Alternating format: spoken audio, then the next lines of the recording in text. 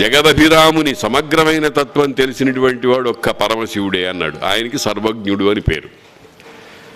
ఇదంతా మనం అనుకోవటంలో ఉండేటువంటి రహస్యం ఏమిటంటే, ఈ భాగవతం అనేటువంటిది మనకు శాంపుల్గా కొంచెంగా ఆ భగవతత్వాన్ని గురించి నిరూపిస్తుంది. భగవతత్వంలో చాలా ముఖ్యమైనటువంటి విషయం ఏమిటంటే సర్గము. సర్గం అంటే ఆ సృష్టి, ఆది సృష్టి. ఆ భగవంతుడి నుంచి ఎట్లాగా ఈ సర్వమైనటువంటి విశ్వము ఏర్పడింది అనేదానికి, దానికే చెప్పాడు. భగవంతుని నాభి ఉంది, ఆ నాభిలో ఒక కవనం ఏర్పడింది, ఆ కవనంలో నుంచి ఒక రజఃకణం నుంచి నేను ఏర్పడ్డాను, నా నుండి ఈ ప్రపంచమంతా ఏర్పడింది.